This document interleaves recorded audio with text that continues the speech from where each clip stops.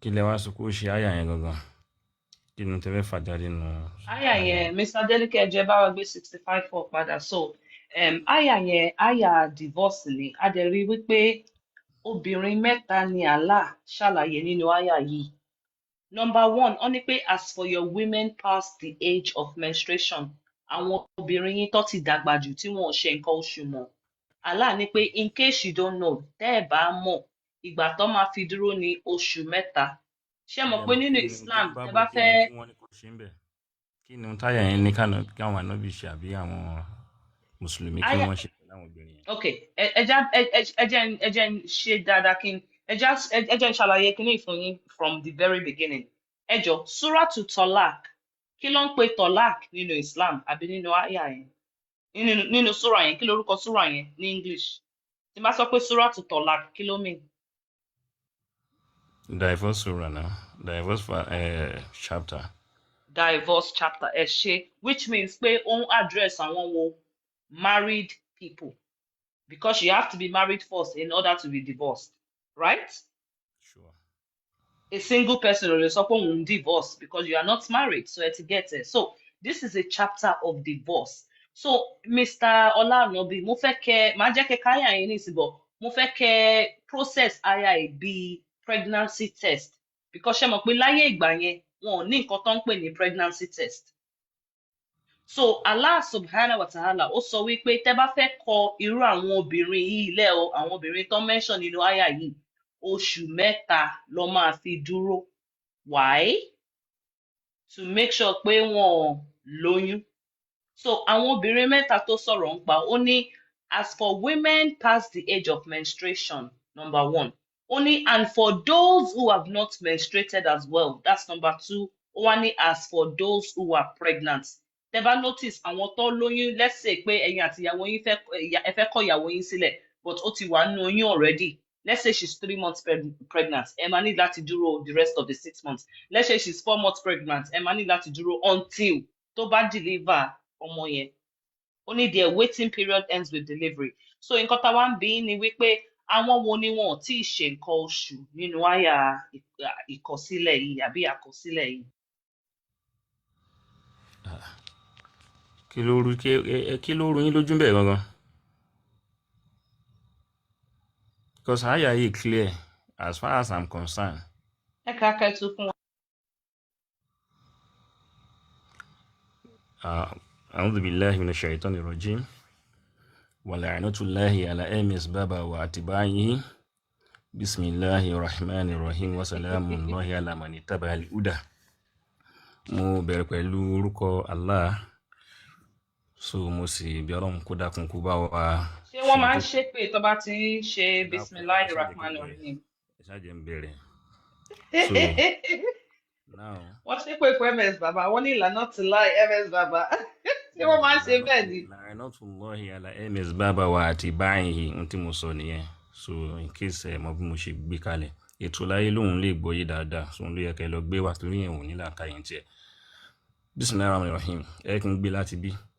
Fa iddatuhunna thalathatu ashhurin, àwọn tí ẹ lè kọ́lẹ̀ nínú àwọn ìyàwó yín, so gbé bá fẹ́ kọ̀ wọ́n lẹ̀, ẹ rí dájú pé wọ́n lu oṣù mẹ́ta kẹ́ tó kọ̀ wọ́n. Ẹ má kàn sọ pé akẹ́rù ẹ máa lọ, bí ó ṣe wọ́pọ̀ láwùjọ tí a wà. So wallahi lam yahid, àti àwọn eléyìí tó já sí wípé ní àwọn ò tí ẹ̀ ṣe nǹkan oṣù mọ́ láàrin wọn. Wa ulatul ahmal ajalahunna, okay, wallahi lam yahid, àti eléyìí tí ò tí máa ṣe nǹkan oṣù. Wa ulatul ahmal, àti àwọn tó já sí wípé ní wọ́n bẹ nínú oyún. So àwọn eléyìí ni wọ́n á sì máa wà nínú ilé yín títí tí wọ́n fi bímọ. Hatta yada'na hamlahun, títí tí wọ́n fi bí ọmọ. Now, ó yá, n tó wà ń bẹ náà nìyẹn. Okay, àwọn wo ni wallahi lam yahid? Mama, Sheikh Yan, ẹ má bínú. Ustaz Olatobi, what do you mean by la'natullahi ala ms baba wa atibaihi? jẹ́ kí ẹni tó ń bá mi sọ̀rọ̀ má bá mi sọ̀rọ̀ lọ. Má ẹ sọ túmọ̀ kíní yẹn kẹ́ tó máa bọ̀rọ̀ yẹn lọ. Ẹ sọ túmọ̀ kíní yẹn fún gbogbo àwọn tó ń gbọ́ yín, fáwọn mùsùlùmí tó ń gbọ́ yín tẹ wí lárúbá yẹn. Ẹ sọ ní Yorùbá fún wọn kí wọ́n lè mọ̀ túmọ̀ nǹkan tẹ́ ń sọ. Kò sí lárúbáwá ń bí báyìí, so lárúbáwá tẹ bá sọ ẹ láǹfààní àti tú kẹ́ tó máa lọ. lady tó ń bá mi sọ̀rọ̀ yá, let's continue. Kí ni ìtumọ̀ la'natullahi ala MS bàbá wa àti báyìí? Ẹ sọ túmọ̀ ẹ fáwọn mùsùlùmí tó ń gbọ́ yín náà. Ala MS Baba wa Ifamu Geography wa atba'ihim. So ohun tí mo sọ nìyẹn. Ẹ mú wá ní kí ni ìtumọ̀ ẹ̀? Ṣebí wọ́n mọ̀ túmọ̀ ẹ̀, so kí wá ní wàhálà? Sọ fáwọn tó pè náà. Ẹ sọ fún ẹni tí ó ń bá yín sọ̀rọ̀ kí àwọn náà lè bá mọ̀ túmọ̀ ẹ̀. Ṣebí wọ́n mọ̀ ó ṣàkéwú. Sọ fáwọn tó kù ẹ̀. Wọ́n mọ̀ túmọ̀ ẹ̀ náà. La'natullahi ala MS Baba wa jami'ikum. So fáwọn tó kù ẹ̀ náà. Jẹ́ kẹ́ni tó ń engage mi rí bí bá mi sọ̀rọ̀. So ó sọ pé ó ń sọ nǹkan kan nínú àyà tí ó fi ń dá nǹkan lẹ̀. Màmá ṣèkè ṣe má bínú. Ẹ jọ̀ọ́ bàbá MS ẹ má bínú. Tí ẹni yóò bá lè tú kíní, maybe you should go down. I will like that because kò ní dáa kó sọ lárúbáwá kan. Bàbá Adélékè má bínú, mama ancestors. Kò ní dáa kó sọ lárúbáwá kan. Kádẹ̀ insist pé kó tú kíní ẹ̀ fún àwọn ọmọ kóòtù òjìrè ní Yorùbá kí wọ́n lè understand nǹkan tó sọ. Kó wá sọ pé òun ò ní tú. Mi rò pé yẹn wà okay. Ìwọ ti mọ̀ túmọ̀ ẹ̀ náà. Sọ fáwọn tó Fáàzọ́lá ànábì èmi kọ́ ni mo sọ. báwo láti sọ ni? Èmi kọ́ ni mo sọ. Ṣé ẹ lè sọ ìtumọ̀ lárúbáwá tẹ̀sán yẹn àbí ẹ lè sọ? Mo ń bí jẹ́ kọ́kọ́ bí ẹlẹ́rìí jẹ́ kọ́kọ́ béèrè nǹkan kan lọ́wọ́ tiwọ́ tó ń sọ̀rọ̀. Ṣebí wọ́n kéwú? Ó ṣàmọ̀ ẹ́ àbámọ̀ ẹ̀ ni. Wọ́n kéwú náà. Tí kò hàn ṣe ń pè mí, ṣe fẹ́ fílẹ̀ ni. Mo really fẹ́ kéèyàn kan. I mean, let's be real. La'natullahi yẹn tó sọ. Nǹkan kan ò lè ṣẹlẹ̀ because tẹ bá wà láti kò lè ṣe nǹkan kan fún Palestine. So La'natullahi yẹn ọkọ̀ tẹra wọn lọ́rùn níṣẹ́ bẹ́ẹ̀. So Allah ò lè ṣe nǹkan kan. We all know that. Obìnrin ló tún mọ nǹkan jù ẹ́ lọ yẹn. No, Mr. Ola, please, ẹ jọ̀ọ́, tó bá reply nísìnyí ní stop wọn because mo ti try láti settle kìíní but ẹ̀ ń try láti antagonize and that's not fair as well, ṣe get? So Let's continue. Má bínú ìyá mi. Ó yá jẹ́ ká máa ṣe lọ jàre. ẹ má bínú, mo ní kọ́ lẹ́ẹ̀kan yẹn ni. Ibi tó sọ wallahi lam yahadna, àwọn wo nìyẹn? Wallahi lam yahid. Àtàwọn tí wọ́n mọ̀ ṣe nǹkan oṣù lọ́wọ́. Àwọn wo ni wọn ò ṣe nǹkan oṣù? Nínú àwọn ìyàwó. Ojoojúmọ́ ni obìnrin fi ń ṣe nǹkan oṣù ni. Nínú àwọn ìyàwó. Ọlá-Ànọ́bí, ẹ ní láti track. Any solution? Mommy of Kufar, this guy is not making any sense. I think you should not waste your energy. Even àwọn comment section ni kẹ́ drop wọn. Ẹ kàn ló 5 minutes pẹ̀lú anytime tẹ́ bá ti ní pé wọn ò ṣe fẹ́ ẹ drop. Tẹ́ bá ti rẹ́ni tó fẹ́ bá yín sọ̀rọ̀, ẹ máa bẹ̀rẹ̀ agídí ni. Ṣé ti di drop him. Even kò ń ṣàwà, you can see from comment section. Ẹ̀yin náà ti mọ̀ pé ṣe drop him ẹ la orí ẹ̀ mọ́ ká bá kó lọ máa láòbò ajára. Ẹni kò sọ̀rọ̀. sóòótọ́ lọ́dọ̀ ẹnìyẹn tó bá ti fẹ́ kọ́ drop mi. Kò sóòótọ́ lọ́dọ̀ Bá ẹnìyẹn. feel ẹni sọ̀rọ̀ gbogbo ilé. Momo, his behavior is not pleasant, it's not this, but I'm not gonna drop him for now. Gbogbo ilé. I'm not gonna drop him because I hate being accused of copping out. No, let's have this conversation. You guys need to understand, Kiki. Gbogbo deflection tactic la mama entertain. In a good debate, you don't entertain semantics. Nígbà míì, àbí deflection tactic. Not to lie, yeah, you guys know there's no power in this name. So what's the point? So Eja, carry on. Now, Ọlá-Ànọ́bí, àwọn tí wọn ò ṣe nǹkan oṣù, àwọn wo nìyẹn? Because ẹ mọ̀ pé àyà ti kọ́kọ́ sọ, ó ní as for your women past the age of menstruation, àwọn obìnrin yìí tí wọn ò ṣe nǹkan oṣù mọ́, they have gone past the age, wọ́n ti kọjá ẹ̀ 3 months. Number 2, for those who have not menstruated as well, àwọn wo ni wọn ò tí ì ṣe nǹkan oṣù tó ń sọ̀rọ̀ nípa nínú àyà yìí? Kì í ṣe wọn tí ì ṣe nǹkan oṣù o, ẹ gbọ́ yé dáadáa o. Ìyàwó ni wọ́n nínú ilé. Ṣùgbọ́n wọn ò ní nǹkan oṣù lára. Kì í ṣe pé wọ́n ń ṣe nǹkan oṣù lọ́wọ́lọ́wọ́. Wọn ò máa ṣe nǹkan oṣù lọ́wọ́lọ́wọ́ gẹ́gẹ́ bí obìnrin. So tíyàn bá fẹ́ ọkọ tó wà lé ọkọ, wọ́n lè jọ wà títí kó máa manage marriage wọn títí tí obìnrin á fi wọ menopause. So Ọlá-Ànọ́bí, ẹja gbé tafsir síta. Mr. Deleke, just a bit of say it because me like the arguments back and forth. I am here clear. Only number one, for those who have gone past the age of menstruation, and want to koja age kama shenko shoe. Everybody knows that in a woman's life, to be river today certain age and name call shoe more. Menopause. I'm not going to say that no problem. Nǹkan tí scholar yẹn dẹ̀ bá nǹkan tí scholar bá sọ la máa gbà. Ẹ má sọ pé nǹkan tí scholar bá sọ lẹ máa gbà kú. Nǹkan tí Ibn Kathir sọ máa gbà instead of taking what you Ola Anobi has to say. All due respect, sir. She's scholar. You don't know more than Ibn Kathir. You don't know more than Jalalain. You don't know more than Ibn Abbas. You don't know more than Imam Shafi. You don't know more than Maliki. Stop merry-go-round. Ejaka. Okay, all right. So, Akat of CMAG, Akali Adekati, Ibn Kathir. Ibn Abbasi, cousin Rasulullah sallallahu alaihi wasallam. Sheikh Oyansh, ẹ má bínú. Ifá Geography, wọ́n ní ẹni yìí sọ̀rọ̀ kan in Arabic pé ẹni kò translate ẹ̀, kí ló sọ? Ṣé Ifá Geography wà ńbẹ̀? Mo wà ńbẹ̀, ó ní la'natullahi ala MS bàbá wa àti báyìí. Okay, ó ṣépè ni now. Okay, ó ní ibi dandan. Ó ṣépè ni. Mo understand torí wọ́n pè mí ni pé èèyàn kan sọ kinní kan ní Arabic pé ó ṣépè fún mi and all that. So èmi ò rò pé ó need pé kéèyàn ṣe nǹkan fún wọn, ṣe understand. So èèyàn tó ṣépè one thing one thing tí mo mọ̀ ni pé téèyàn ò bá ti hùwà ìpè kò sí bẹ́ẹ̀ ṣe fẹ́ ṣépè fún, you are only fooling yourself. Àti pé Allah ẹ̀ ń fi Allah ṣépè fún yàn. Allah ò lè ṣe nǹkan kan. Tọ́ bá ń wá the most powerless deity ever, Allah ni. Allah ò lè ṣe anything. So téèyàn kan bá wá bí tó wá ṣépè pé ibi dandan Allah lórí wa, irọ́ lásán ni. Èmi sọ fún yín pé àwọn mùsùlùmí ló máa ń pààyàn, àwọn mùsùlùmí ló lè ṣe ìkà fún yàn. Bí mo ṣe wà yìí, mo bẹ̀rù mùsùlùmí ju bí mo ṣe bẹ̀rù Allah lọ o. Allah mi ìbẹ̀rù Allah rárá. Àmọ́ mo bẹ̀rù mùsùlùmí. Mùsùlùmí lè pààyàn. Mùsùlùmí lè fi nǹkan ṣe yàn, ó lè gúnyàn lọ́bẹ. Bọ̀ wọn bí baba ńlá kù bàbá tó bí baba ńlá kù bàbá Allah àti Kaaba àdá, wọn ò lè ṣe nǹkan kan. Ohun rí paracetamol 10 naira lágbára jù Allah lọ náà. Kéèyàn kan wá máa sọ pé òun fi Allah ṣépè fún yàn. So you are only fooling yourself. Àwa ò need. In fact, ẹ continue pẹ̀lú show yín Sheikh Ogbola.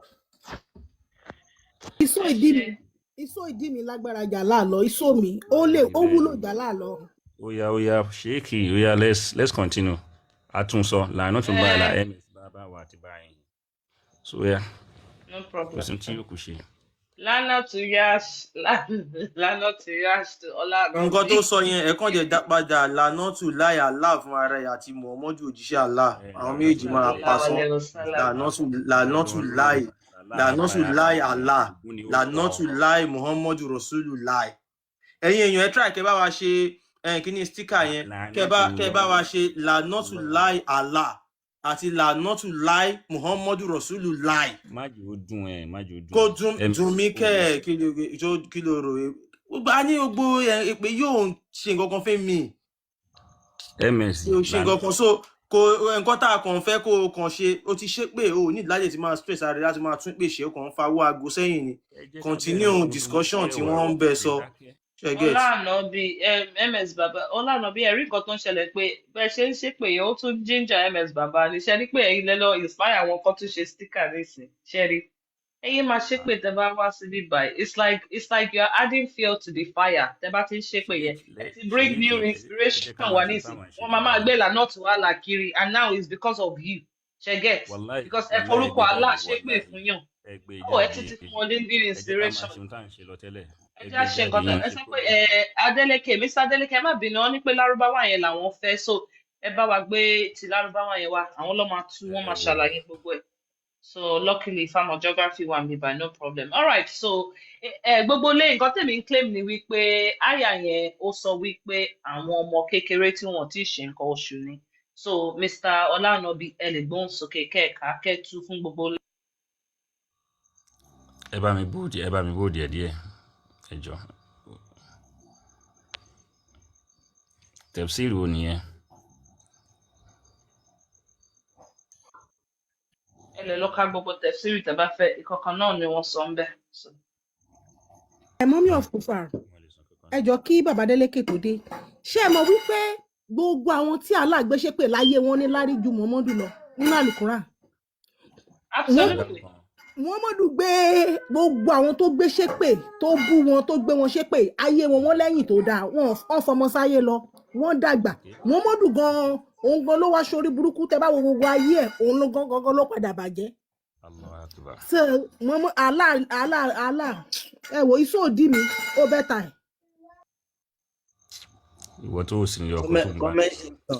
Comment section la'natullahi ala rasulillahi la'natullahi ẹ jẹ́ kó ní sticker kó tóbi dára Ọlànàbí tún ti fún wa ní tuntun nìyẹn so a máa ṣe fídíò lórí ẹ̀ lọ́la la'natullahi ala rasulillahi mo gbádùn inspiration yẹn ó ti lọ báyẹn la'natullahi ala rasulillahi.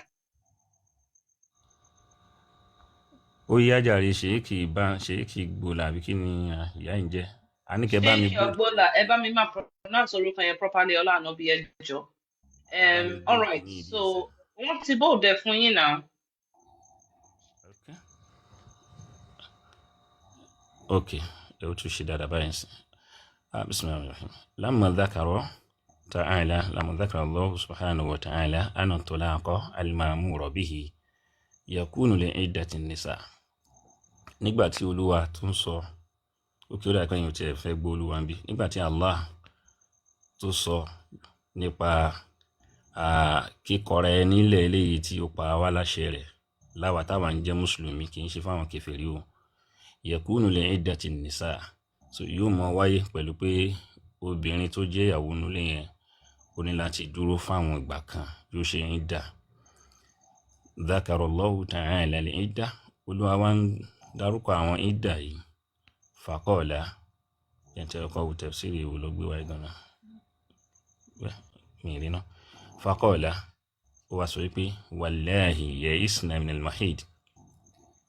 Àwọn obìnrin tó já sí wípé ní àwọn ò lè ṣe nǹkan oṣù mọ́ min nisaikum nínú àwọn ìyàwó yín bí ankunna yahid nígbà tó já sí pé wọ́n kò ti ń ṣe nǹkan oṣù náà tẹ́lẹ̀ thumma irtafa'a haidhuhunna so ń gbà ó padà yá nǹkan oṣù wọn dá wọn lè ṣe nǹkan oṣù mọ́ wọn wọ menopause likibarin aw ghayrihi ó lè jẹ́ nítorí pé àgbà ti dé ó sì lè jẹ́ nǹkan míì náà ó lè jẹ́ àìsàn ló fà walam yuraj ruju'uhu tá a sì retí wọn retí pé nǹkan oṣù tún lè padà wá mọ́. Fa'inna iddataha thalathatu ashhurin. So irú ẹni tí yóò ṣe nǹkan oṣù mẹ́rin tọkọ bá lóun kọ á sì lo oṣù mẹ́ta nínú ilé ọkọ ẹ̀ kó tó di pé yóò kẹrù ẹ̀ máa lọ. Ja'ala li kulli shahrin muqabalata haidatin. So wọ́n ṣe oṣù kankan nílé tí ó mọ̀ ṣe déédéé tó bá já sí pé ó bá ń ṣe nǹkan oṣù yóò ṣàṣe nǹkan oṣù lóṣù kan. So oṣù kankan máa túmọ̀ pé haidọ̀ mẹ́ta ni yóò ṣe nù.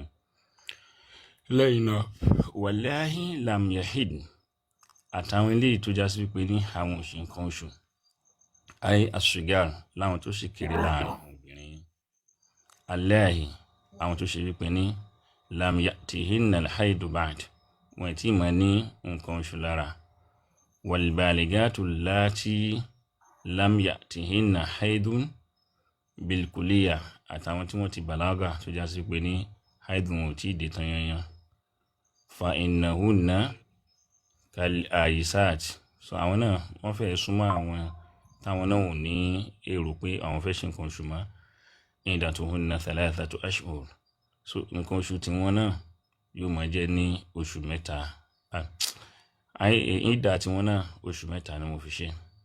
wa man la yahid ṣùgbọ́n tó jásí pé àwọn ṣì ń ṣe nǹkan oṣù tiwọn fadhakara Allahu iddatahunna fi qawlihi Olúwa sọ ìdà tọ̀dọ̀ tiwọn so nínú ọ̀rọ̀ rẹ̀ tó sọ pé ní wal mutallaqat ẹ̀rọ àwọn tá a bá fẹ́ kọ́lẹ̀ nínú àwọn ìyàwó wa yatarabbasna bi anfusihinna thalathata quru so wọ́n á lo oṣù mẹ́ta nínú ilé ọkọ wọn so kó tó di pé wọ́n kúrò ń bẹ̀ wa qawlihi àti ọ̀rọ̀ Ọlọ́run tó sọ wípé ní ọ̀rọ̀ Allah tó sọ wípé wa ulatul ahmali ajaluhunna ẹ̀rọ àwọn tí wọ́n ń bẹ nínú oyún ìgbà táwọn fi ṣe ìdá tiwọn an yada'na hamlahun ó ní pé wọ́n ní láti sọ ẹrù oyún wọn kalẹ̀ náà kí wọ́n bímọ ay jami'u ma fi butunihim yẹn ni pé gbogbo tí ń bẹ nínú inú wọn so gbogbo bá sọ kalẹ̀ tán ni wọ́n ṣe kúrò ní ilé ọkọ náà.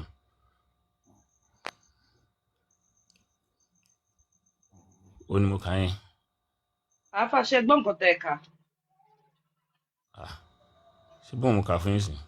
wala lam yahidna tó sọ yẹn ẹ mọ̀ pé gbàtẹ́ka ẹ sọ wípé al-sagira kí ló ń jẹ́ sagira ẹ sọ pé àwọn ọmọ kékeré ẹ jọ ṣe lè tún ibi wala lam yahidna yẹn kà ẹ jọ ẹ tún just ibẹ̀ yẹn má kà all the way down just that line tẹ́ kà yẹn because gbogbo wa gbọ́ tẹ́ sọ nínú bíbá so ẹ tún bẹ̀ yẹn kà kẹ́ ẹ tú ẹ jọ kẹ́yìn náà gbọ́ nǹkan tẹ́ ń sọ o. Okay.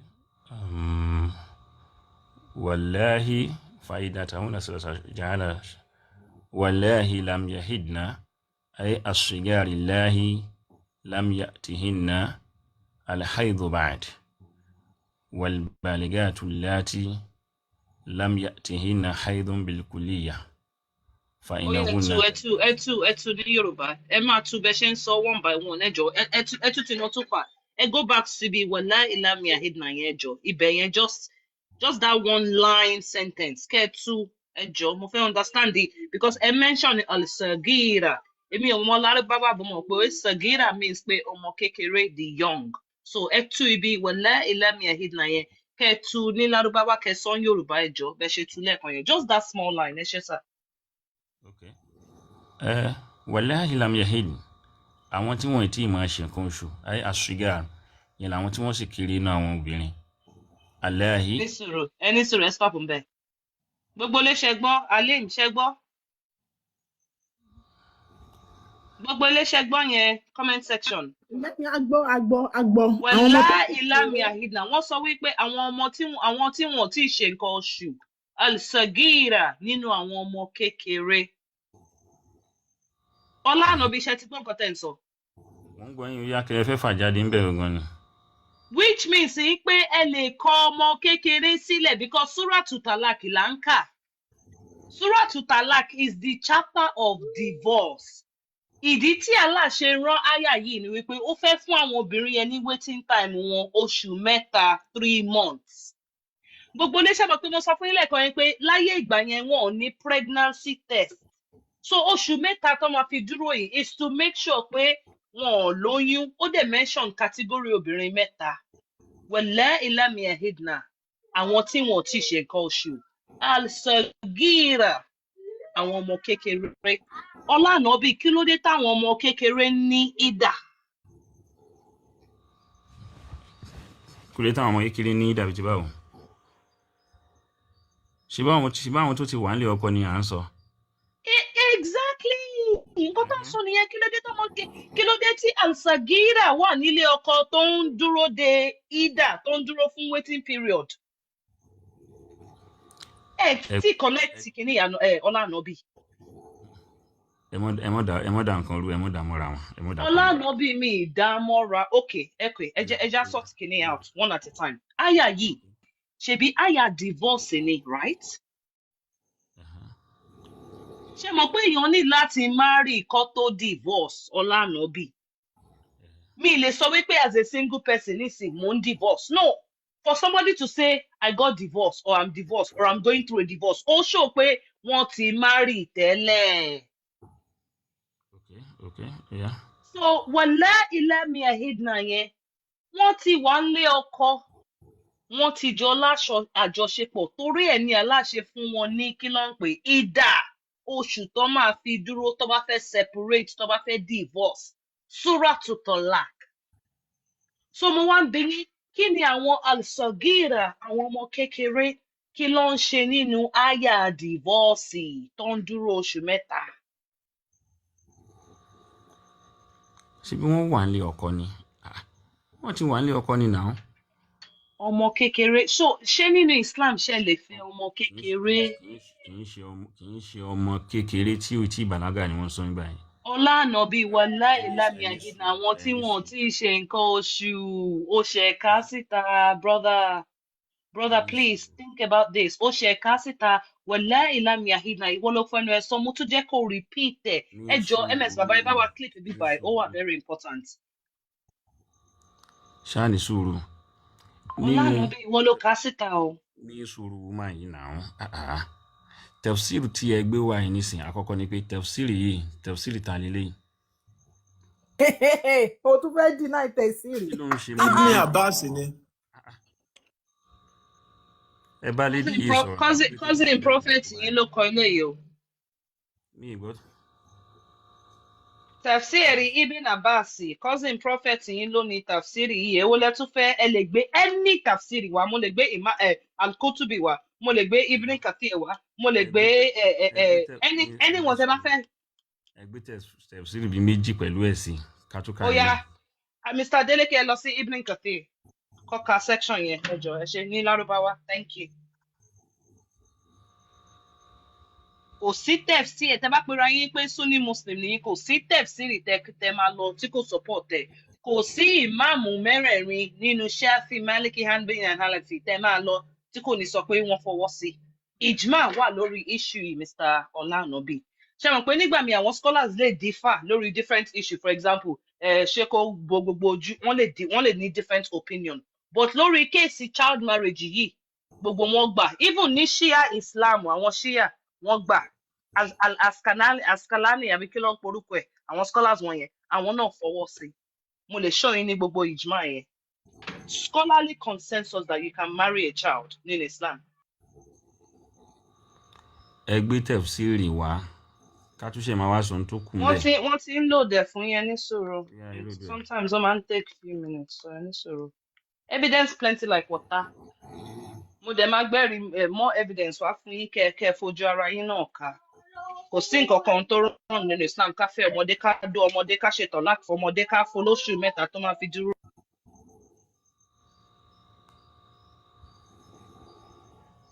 ó dọmọdé mélòó tí wọ́n fẹ́ bẹ́ẹ̀ ní àdúgbò tí yín tẹ́ ń sọ pé kò sí nǹkan tó burú ní Islam. wọ́n ṣe ń Somalia wọ́n ṣe ń Northern Nigeria kò ní nǹkan búburú ìgbà tó kidnap àwọn èèyàn ní kinní kò ṣẹlẹ̀ ládùúgbò mi kì í ṣe pé mi need láti dá sí humanity ni humanity wọ́n ṣe Somalia Yemen Iraq Northern Nigeria Sudan ó ń bayé ọmọ jẹ́ wọ́n sì ń ṣe Iraq ní láṣẹ wọ́n sì lower age wọn sí 9 years old torí ànábì yín torí Aisha because Aisha slept with Anobi at 9. So number yẹn kì í ṣe pé wọ́n mú by random ni àbí wọ́n kàn mú by chance ni. No, it is due to your religion, sir. Ẹ jọ̀ọ́, we are talking about children here. Wallahi lam yahidna al-sagira.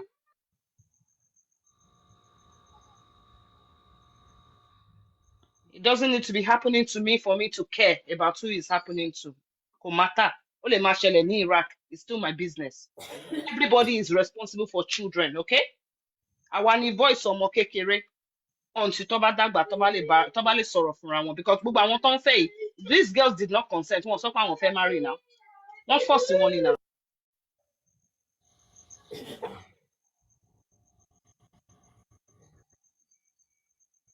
Ó yá ẹ̀ka Ibn Kathir ẹ bá wa kà kẹ́tù. Okay. يقول تعالى مباينا لعدة الآسية اليائسة وهي التي قد انقطع عنها الحيض. So Olúwa Ọlọ́run ṣàlàyé nípa àwọn tí wọ́n lè ṣe nǹkan oṣù mọ́ so ọ̀nà làwọn lè ṣe pé ní nǹkan oṣù wọn ti dá lè kí bá rí hàn torí pé ó ti dàgbà ana thalathatu ashhur yóò lo oṣù mẹ́ta ń bẹ̀. Ewadon and thalatha kuruhin fi haqqi man tahid. So kéèyàn kó máa ṣe déédéé nǹkan oṣù mẹ́ta. Kama dallat ala dhalika aya al-Baqara, gẹ́gẹ́ bí aya tó wà ní Surat al-Baqara ṣe kìíní tó náà ṣe ṣàlàyé nípa ẹ̀. Wa kadha as-sigaru allati lam yablugna sin al-hayd, bẹ́ẹ̀ náà ni àwọn tí wọ́n sì kéré tí wọ́n tí máa ṣe nǹkan oṣù, tí wọ́n tí wọ́n ojú orí máa ṣe nǹkan oṣù, anna iddatahunna ka iddatil aisati thalathat ashhur, ìdá táwọn náà yóò dà gẹ́gẹ́ bí. Tafsir ẹ̀ wo lẹ tún fẹ́ ṣẹ́rípò tún ti sọ Ibn Kathir náà gbé síta. Adeleke lọ sí Jalalain.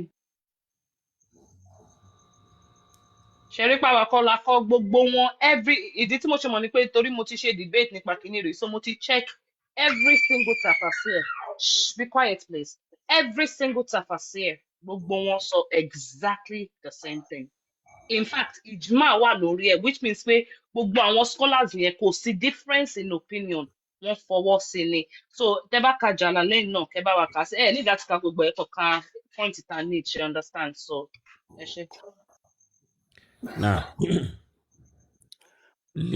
وفائدتهن ثلاث والله لم يحد لصغارهن torí pé wọ́n sì kéré فائدتهن 3 أشهر. Ìdá tí wọ́n náà oṣù mẹ́ta ni wọ́n fi ṣe. Ṣẹ̀rípà àwọn ọmọ kékeré tún ti wà ń bẹ̀, so gbogbo wọn lọ sọ, so kì í ṣe pàwọ́ là ń make kìíní up. A dẹ̀ mọ̀ pé kìíní yóò dá fún society, ṣe understand, àwọn èèyàn dẹ̀ ṣe ń ṣe lẹ́nìí. So irú morality wo la lè get nínú God tó ní pé ká máa ṣe tọ́lák fún ọmọdé, kò, it's not proper, Ọlá Ànábì, it's not proper.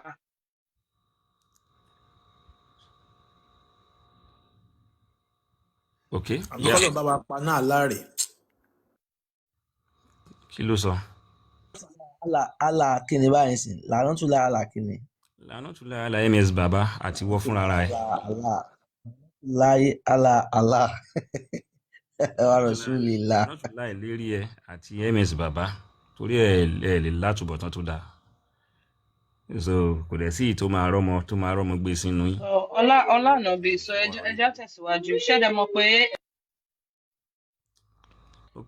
pé kì í ṣe pé okay, so àti kọ́kọ́ lo Quran àti fi prove point wa number 1. So point number 2, Mr. Adeleke ẹjọ́ bá wa gbé 513. Mọ́mí ọ̀fọ́ kò fà, ẹjọ́ 1 minute, ẹjọ́ má bínú. Bàbá mi Ọlá Ànábì, ọ̀rọ̀ tẹ́ sọ ó yé wa o.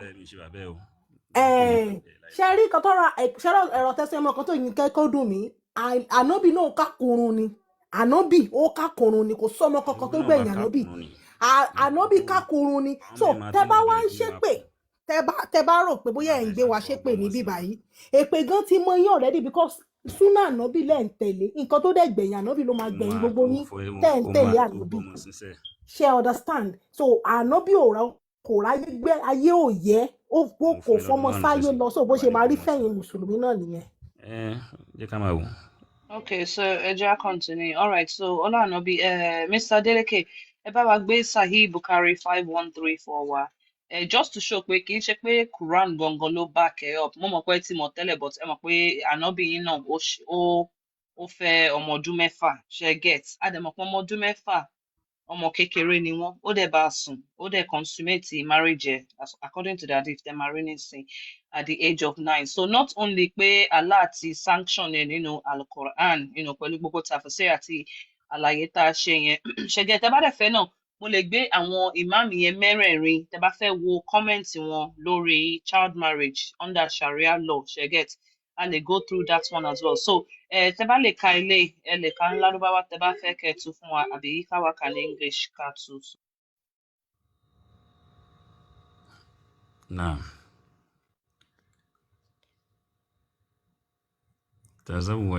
تزوجها وهي بنت 6 سنين. Ànábì fẹ́ lọ́mọ ọdún 6. وبنى بها وهي بنت 9 سنين. Ó sì wọlé tọ̀ lọ́mọ ọdún 9. Ó yá, kí lè fẹ́ fà jáde ńbẹ̀? Mi ìfà nǹkankan much dáadé, mo kàn fẹ́ fi hàn pé ṣé mọ̀ pé ìdí táwọn èèyàn àwọn míì ṣírò pé wà òkè lénìí ni wípé Ànábì ṣe ṣé mọ̀ tẹ́ bá dẹ̀ wo Quran yìí wọ́n ní pé ẹ mọ̀ pé nínú Quran ó ti specially ṣé mi mọ̀ bóyá 3350 àbí 53 ni tó sọ pé nǹkan tó tọ́ sí ànábì Muhammad nìkan. There's one ayah nínú Quran tó sọ bẹ́ẹ̀. So gbogbo nǹkan tánábì lè ṣe tó jẹ́ pé òun nìkan, for example, ànábì lè marry more than 4 woman, but ẹ̀yin believers lè marry more than 4, right? Special privilege ànábì nìyẹn. Am I correct? sọ̀rọ̀ bẹ́ẹ̀ orí ẹ ti dàrú bó bá ṣe ń gbé wá bẹ́ẹ̀ ṣe ń gbé ṣé mi pin kí wá ni mo ṣe? ni wọ́n máa jù sí díẹ̀díẹ̀ nìyẹn ìwọ kọ́ mò ń bá wí ṣe o ṣe pé ìwọ kọ́ mò ń bá àwọn tó ń ṣépè yẹn gbogbo ìpè yìí ni mò ń rí o. Mr. Olanobi okay Mr. ẹ ká Olanobi ẹ jọ̀ọ́ máa bẹ̀ yín máa rọ̀ yín ẹ jọ̀ọ́ ẹ má ṣe ìpè kankan mọ́ tẹ́ máa fi kúrò níbí ṣé ẹ owó jọ̀ọ́ orí pọ́n kò ṣépè sẹ́nìbọ̀dì nìkan tó ṣépè fún yín náà torí kí mi fẹ́ dáhùn láti nǹkan. kí ló kẹ́yìn pẹ̀lú comment section ẹ wà lókè ẹ tún fẹ́ control gbogbo comment ilẹ̀ tó ń ṣorí section burúkú papọ̀ ó kàn mí gbogbo yín pátá lórí burúkú papọ̀. ẹ dẹ̀ jọ̀ọ́ ẹ drop ẹni yìí náà. ogun máa pa ẹni tẹ́ bá no drop no mi no. máa pa yín. Ah. mọ́mí ọ̀fọ́ kò fà kò deserve ká máa bá a sọ̀rọ̀ lẹ́wọ́ bó ṣe ń ṣáájú. máa yẹn tẹ bá gbọ́ èpè tó ṣẹ́ fún wa nítorí pé ẹ understand Yorùbá dáadáa bẹ́ẹ̀ ni o tẹ bá gbọ́ èpè kan ńlá kan tó ṣẹ́ fún wa. mo gbọ́. ẹ jẹ́ kó máa lọ It's not like ìyá I mi didn't ẹ hear. jọ̀ọ́. But okay, no kí ló bá problem. débi pé òun máa gbọ́mọ sí i ìyẹn ti pọ̀ jù náà ìyẹn ti pọ̀ jù ó ti pọ̀ jù kò lẹ́sẹ̀ nìkan tó gbé ṣépè ẹtìgẹ́t so kò ń ṣàwà nìkan mọ́ báyẹn ó tún mú àwọn ọmọ téèyàn bí individual tó ń fi gbé wọn ṣépè mi dẹ̀ rò pé yẹn normal torí pa fẹ́ engage wọn ọ̀dọ̀ àwọn èèyàn máa rí wèrè tó ń bẹ lára wọn but with that náà àwọn kankan wà tó yẹ pé èèyàn kì í fi ṣeré so lóòótọ́ la fẹ́ fún wọn lágbo tó bá yẹ pé bàbá Àkànbí ọ̀dọ́ bá wà ń bì ní I'm very sure pé wọ́n ní àlà to that level ẹ bá wa gbá àwọn èèyàn sókè I'm sorry mama ọkọ shake your gbòdà ẹ má bínú so we can continue ẹ má bínú.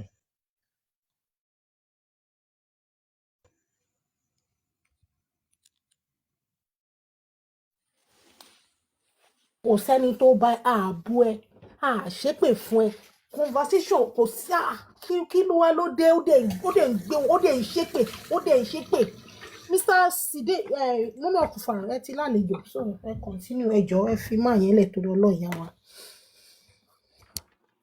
All right, Zidane, ẹgbọ́n sókè.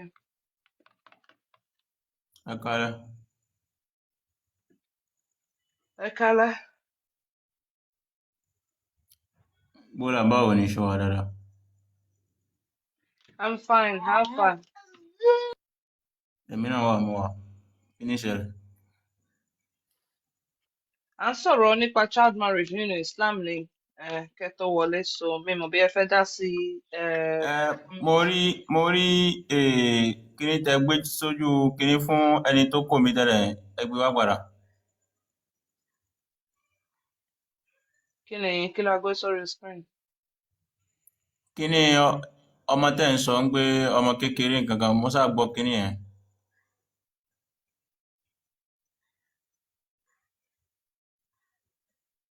hello. Bọ̀ a ti sọ̀rọ̀ tọ́pìkì rí kí lẹ tún fẹ́ rí ṣé Quran verse yẹn ni àbí. mo fẹ́ rí ṣebí kíní kan lẹ́ ń tìsí pẹ̀lú. Ifá, you can take over abeg. I'm tired.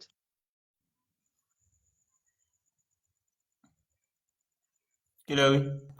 Afa Side àwọn èèyàn ti ṣe tọ́pìkì tí à ń ṣe lọ́wọ́ àwọn èèyàn wá ti oyè wọn ṣé bàbá Adélékè ti bọ́lẹ̀ ni ẹjọ́ pé Adélékè wà sálẹ̀ kan gbé wọn sókè padà so bàbá mi ẹjọ́ àwọn èèyàn ń sọ lẹ́nu ọjọ́ mẹ́ta yìí wípé àwọn mùsùlùmí ni bandit ipe bandit ni mùsùlùmí bọ̀ àwa kan ò gbàgbọ́ nítorí pé àwa ń wò wípé àwọn tí wọ́n ka tálùkùrán yé táwọn tó dẹ̀ lọ sílé kéwú lára wa wọn ò gbà pé lóòótọ́ rárá so àwa kan dẹ̀ insist pé rárá pé gbogbo nǹkan tí àwọn tó ń pààyàn yìí gbogbo nǹkan tó ń ṣe pátápátá àwa rí kà nínú àlùkùrán pé ẹ jí wọn gbé ẹ ṣe báyìí but àwọn kan ṣáàṣì insist pé rárá àwọn kan ló rí bẹ́ẹ̀ wọ́n kàn ń parọ́ mọ́ ẹ̀sìn Islam ni bàbá mi ṣé lóòótọ́ ṣáwọn mùsùlùmí ni bandit àbí wọn kì í ṣe bandit àbí àwọn tó ń pààyàn yìí wọn kì í ṣe mùsùlùmí. àwọn ẹni tí ń pààyàn náà yìí ṣe mùsùlùmí o torí ẹ̀sìn Islam kò sọ fún wọn kán pààyàn àmọ́ bí tán gbé rí. orúkọ Allah tán bá fẹ́ bẹ́yàn lórí yẹn Allahu Akbar Allahu Akbar òun ni wọ́n máa ń chant tán dẹ̀ máa mú orí èèyàn tán máa fi ọ̀bẹ sí tán dẹ̀ máa dúnbú ẹ̀. ìyá mi ọlọ́mà mi ṣe dáadáa fún yín. ẹni sùúrù ẹ máa sọ bàbá mi trust me máa fún yín láyè kẹ́ sọ̀rọ̀ kẹ́ lè sọ̀rọ̀ náà ní ká tó gbé àwọn kọ̀ọ̀kan wà ẹ̀wẹ̀ má wọ̀rí so nǹkan tí mo ń jọ láti sọ ni pé Allahu Akbar Allahu Akbar òun ni wọ́n ń pa wọ́n ti fi orúkọ Allah gba ẹ̀mí tó lé ní billions of ẹ̀mí mi sọ pé mílíọ̀nù billions of soul ni wọ́n ti fi orúkọ Allah ni wọ́n ti fi padà nù. Allah yìí dẹ̀ lélẹ́yìí òun ló lágbára jù òun ló dá ayé àtọ̀run òun ló máa sọ pé wí bẹ́ẹ̀ tó dẹ̀ máa rí bẹ́ẹ̀ wọ́n dẹ̀ fi orúkọ ẹ̀ wọ́n dẹ̀ fi ń pààyàn for over 1,000 years ó dẹ̀ dákẹ́ síbẹ̀ kò dẹ̀ sọ nǹkan kan dájúdájú ó ń gbádùn ẹ̀jẹ̀ yẹn ni ẹ wá farabalẹ̀ ṣàlàyé fún ẹ má sọ̀rọ̀ bẹ́ẹ̀ ẹ mọ̀ bàbá mi ẹ̀yin wá ṣàlàyé dáadáa bá máa wá fún yín ní time ẹ wá gbogbo àwọn tó ń gbọ́ yín tó wà níbà wọ́n fẹ́ gbọ́ ẹ defend Allah pé rárá Allah kọ́ ló ń gba ẹ̀jẹ̀ yẹn so máa wá fún yín time nísìnyí ẹ máa ṣàlàyé dáadáa so Mr. Siden ẹ go ahead. Asensio máa bá yín gbé Quran jáde mo lè má lè sọ̀rọ̀ ṣe ti gbọ́ so Adeleke busy for now. ẹ ṣé gan ni bàbá délé ẹ ṣé bàbá ṣe òrìṣà ó bẹ́tà ẹ ṣé ẹ dẹ́rẹ́ pé mọ̀ pé mi nílé gbé jáde ẹ ṣé. Afa Siden ẹ gbọ́n Quran sókè tẹ́fẹ́ máa ń gbé jáde. ẹ sì ní sùúrù mo fẹ́ kán kọ́kọ́ ṣàlàyé pé Allah kọ́ ló ń gba ẹ̀jẹ̀ àwọn èèyàn yẹn so Afa Siden ẹ go ahead sir. ọlọ́mà mi ṣe dáadáa fún yín. Kí ló kan Allah pẹ̀lú ń pé ẹ̀jẹ̀ ń tẹ́ Allah lọ́hùn? Kí ni Allah fẹ́ fi ẹ̀jẹ̀ àwọn ẹni tán pa ṣe? Kí ló fẹ́ fi ṣe? Ìyá mi ancestor tàbí báwo lẹ mọ́ jẹ́? Asensio advocate tẹ́ bá bí ṣe jẹ́ kí Ifá Mọ́jọ́lá fi bá wọn sọ̀rọ̀ Ifá Mọ́jọ́lá fi ṣe wà ń bẹ̀. ní ẹ̀bọ̀ kan ṣàlàyé ẹ mọ̀ pàwọ́ àti èmi ti béèrè question ẹ̀yin ẹ ṣàlàyé fún wa pé àwọn kí ló dé ok bàbá kí ló dé tó fi jẹ́ wípé orúkọ Allahu Akbar Allahu Akbar ni wọ́n máa ń pè tó bá fẹ́ dúnbú èèyàn kí ló dé ẹ sọ fún wa pé kò rí bẹ́ẹ̀ ṣé kí n fún yín time ní ẹ ṣàlàyé bí a ti béèrè question ẹ̀yin ni kẹ́ wá ṣàlàyé. Ẹ rí ọ̀rọ̀ tẹ́ bí mí yẹn ọ̀rọ̀ tẹ́ bí mí yẹn kò síbi tèmi ti rí kà nínú Quran so èmi lè máa fèsì ohun tí ì mọ̀ àwọn ẹni tí wọ́n pààyàn tán gbé orúkọ Allah sí ẹnu yẹn èmi ò lè ṣúọ̀ ń pé mùsùlùmí ni wọ́n torí kò síbi tí mùsùlùmí kan ti fẹ́ rí pé Allah ní ká máa porúkọ tòun ká fi máa pààyàn kò sí. Baba Adeleke so baba Gbádùn yín. ṣé ká okay afa ẹ bá wa ka Quran tí bàbá wa gbé sókè yìí ẹ jọ̀ọ́ ẹ bá wa kà lédè Lárúbáwá sà.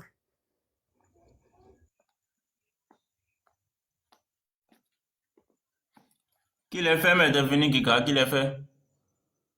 tẹ́ bá dẹ̀ ká ẹ bá wa tú lédè Yorùbá.